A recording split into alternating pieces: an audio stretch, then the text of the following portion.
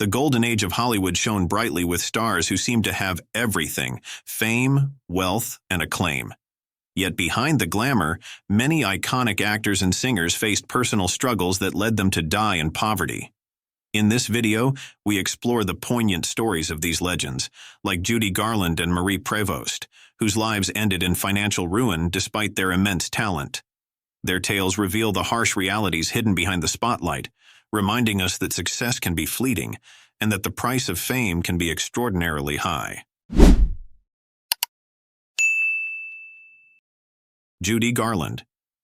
Judy Garland was beloved for her role as Dorothy in The Wizard of Oz and earned an estimated $40 million over her career, which was a fortune at the time. However, by the time of her death on June 22, 1969, at the age of 47, she was nearly destitute. Her estate was valued at a mere $40,000, and she left behind debts totaling around $4 million, and she even had significant unpaid taxes to the IRS. Garland's financial downfall was the result of several factors. She struggled with addiction to prescription drugs and alcohol, leading to costly medical bills. Mismanagement by agents and financial advisors depleted her earnings. Her third husband, Sid Luft, reportedly squandered much of her wealth on failed business ventures and his own expenses. In her later years, Garland was forced to perform in small venues and even fled from hotel bills she couldn't pay. She spent her final days performing at a London nightclub for modest fees, trying desperately to settle her debts and support her children. Errol Flynn. Errol Flynn, the dashing star of classics like Captain Blood, 1935, and The Adventures of Robin Hood, 1938, enjoyed immense success and earned millions. Yet, when he died on October 14, 1959, at age 50, his estate was valued at just $10,000. Flynn's wealth evaporated due to extravagant spending on yachts, homes, and a lavish lifestyle. Legal troubles, including a highly publicized 1943 trial for statutory rape, in which he was acquitted, resulted in hefty legal fees. His ex-wife, actress Lily Damita, was awarded a large settlement in their divorce, further draining his finances. A failed film project, William Tell, collapsed after investors withdrew funding, leaving Flynn in debt. In his final years, he struggled with alcoholism and health issues, performing in low-budget films to make ends meet. Barbara Payton. Barbara Payton was a luminous starlet whose beauty and talent promised a dazzling Hollywood career. In the early 1950s, she captivated audiences alongside James Cagney in Kiss Tomorrow Goodbye, 1950, her performance hinting at a future filled with cinematic triumphs. However, behind the glittering facade, her life was spiraling out of control. Personal scandals began to overshadow her professional accomplishments. Tumultuous relationships and a penchant for late-night revelry led to substance abuse, tarnishing her reputation in an industry that thrived on image. Arrests for public drunkenness and writing bad checks became alarmingly frequent, each incident eroding her standing and depleting her finances. As roles dwindled, Barbara's descent accelerated. By her late 30s, she was living in squalor, walking the shadowed streets of Hollywood as a prostitute to survive. The opulent premieres and adoring fans were replaced by isolation and hardship. Years of heavy drinking and drug use ravaged her health, leading to liver and heart failure.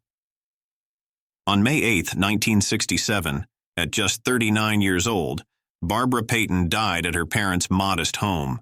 With no funds for a proper burial, her body was quietly cremated, a poignant end far removed from the spotlight she once commanded. Fatty Arbuckle. Roscoe. Fatty Arbuckle was one of the highest-paid actors in Hollywood during the silent film era, earning over $1 million per year, a staggering sum in the 1920s. His career crumbled after a 1921 scandal, in which he was accused of the rape and manslaughter of actress Virginia Rappe. Although acquitted after 3 trials, his films were banned, and he was blacklisted from the industry. Arbuckle's legal defense drained his finances, costing him an estimated $700,000 in legal fees and expenses. Attempts to revive his career under the pseudonym William Goodrich were only modestly successful.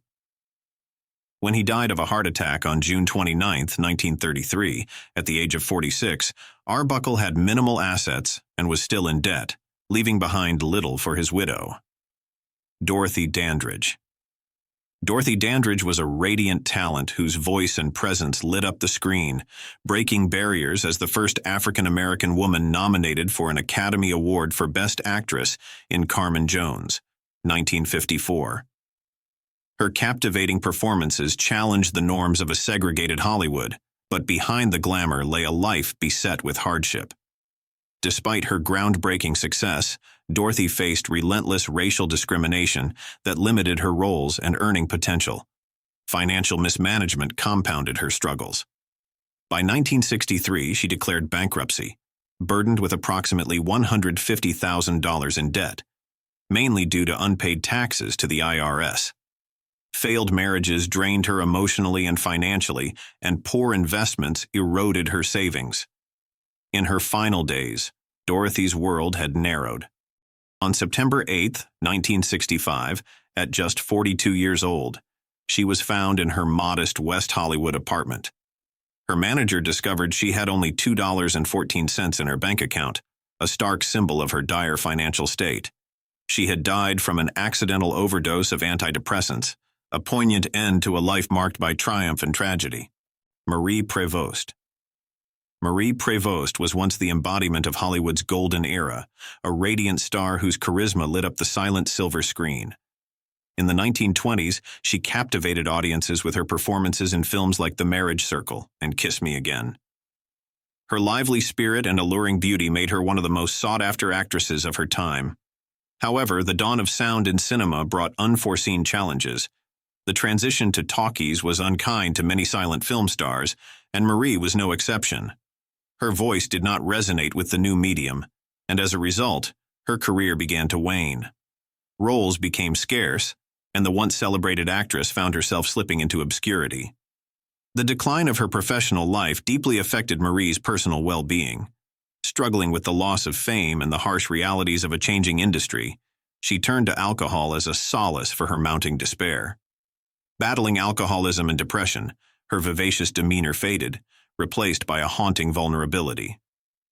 By the time of her untimely death on January 21, 1937, at the age of 38, Marie Prevost was living in a modest, dilapidated apartment in Los Angeles. The glamour and opulence that once defined her existence had vanished. She was found alone, having succumbed to acute alcoholism and malnutrition, a poignant end for a woman who had once been the epitome of vitality and charm. Reports indicated that she had a mere $300 to her name, a stark indicator of her financial destitution. Marie's final days were marked by isolation and hardship. Unable to secure acting work and with dwindling resources, she reportedly struggled to afford basic necessities, leading to severe malnutrition. Sammy Davis Jr. Sammy Davis Jr., an iconic entertainer known for his singing, dancing, and acting, faced severe financial issues despite his fame. When he passed away on May 16, 1990, at the age of 64, he owed the IRS over $7 million in back taxes. After liquidating his assets, his estate was still in debt by $5.2 million. Davis's financial woes were caused by excessive spending, gambling, and mismanagement.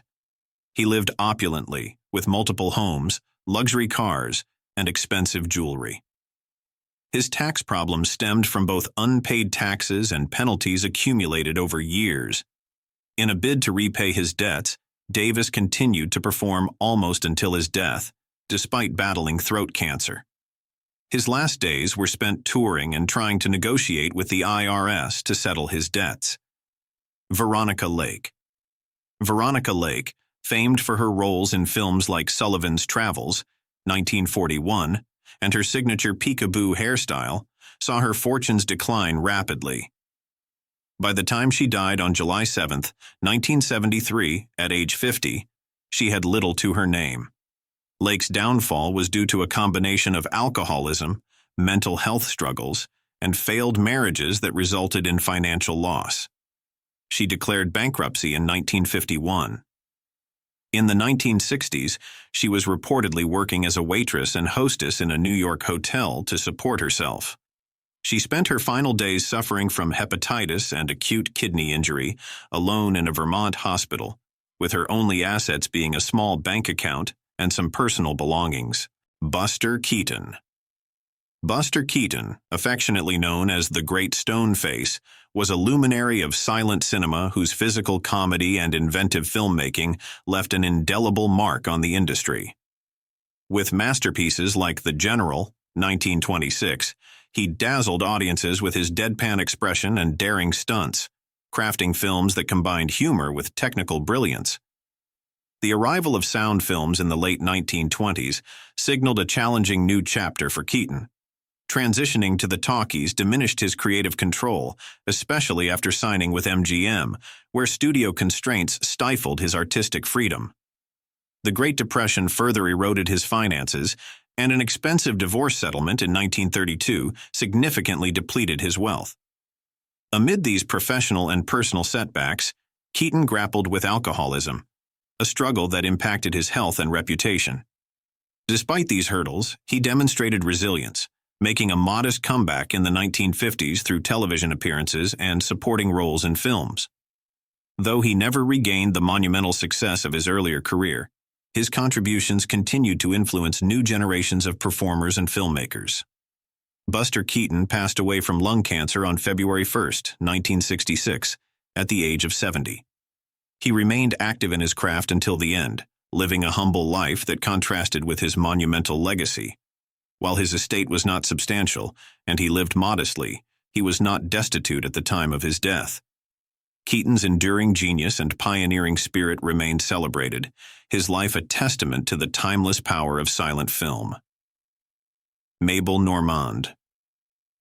Mabel Normand was a beacon of brilliance in the silent film era, a spirited actress and pioneering director whose comedic genius captivated audiences worldwide. With a mischievous twinkle in her eye and a flair for physical comedy, she lit up the screen alongside legends like Charlie Chaplin and Roscoe "Fatty" Arbuckle. Her vivacious performances and trailblazing roles made her one of the most beloved comedic actresses of her time, earning her a place among Hollywood's early elite. Yet beneath the laughter and applause, Mabel's life was fraught with turmoil. In 1922, she became entwined in one of Hollywood's most notorious scandals, the unsolved murder of director William Desmond Taylor. Although never a suspect, her close friendship with Taylor cast a long, dark shadow over her career. The relentless media scrutiny and public suspicion took a devastating toll, causing film offers to dwindle and her once glittering reputation to tarnish.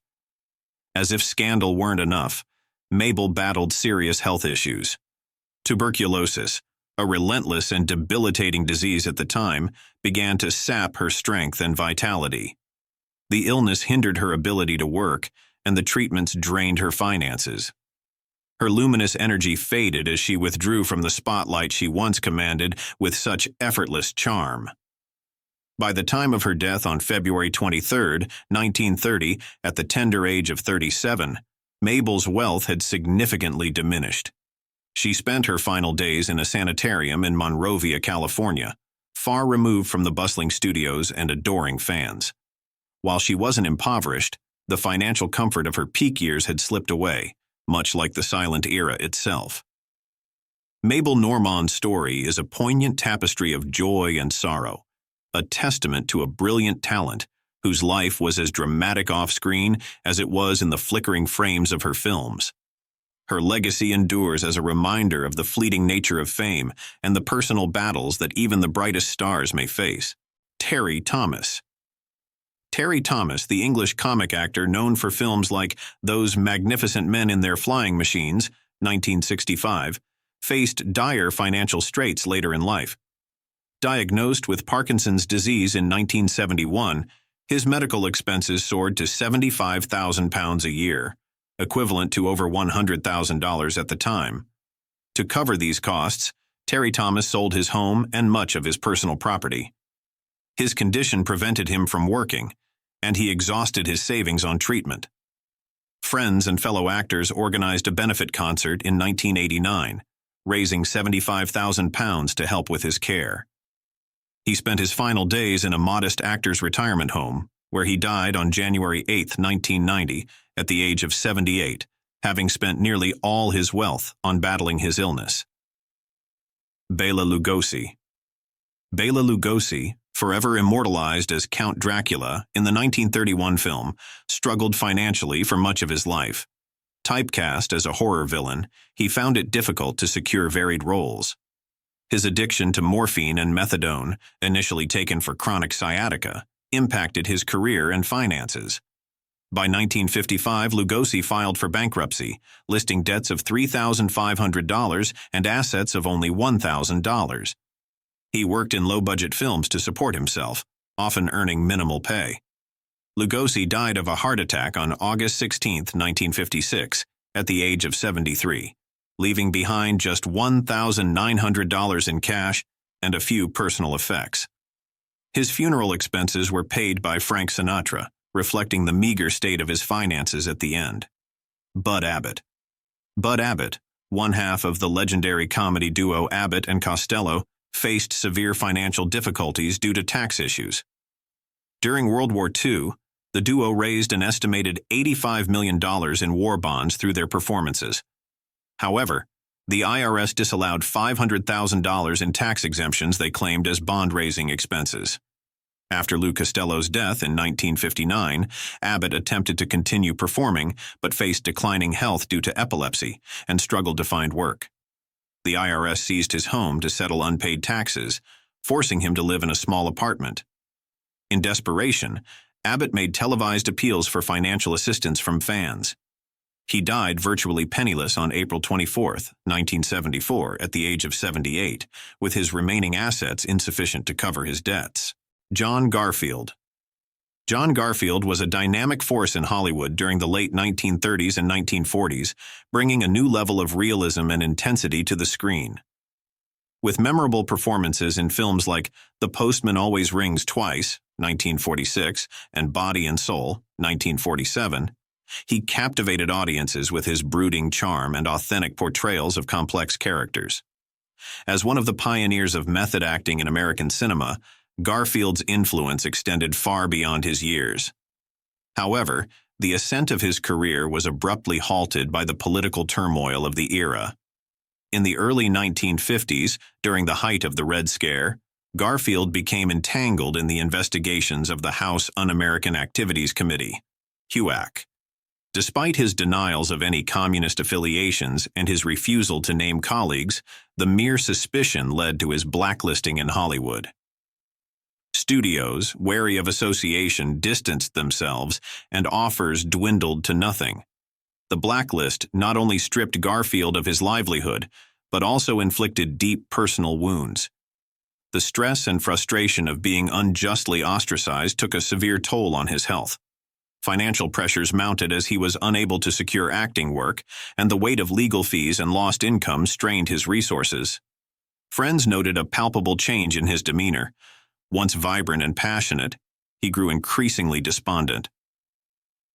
On May 21, 1952, at just 39 years old, John Garfield died of a heart attack in a New York City apartment. While he was not destitute at the time of his death, the combination of professional exile and personal turmoil had eroded much of the wealth and stability he had built during his career. His untimely passing was a stark reminder of the human cost of fear-driven politics. These actors' stories serve as poignant reminders that fame and fortune can be fleeting.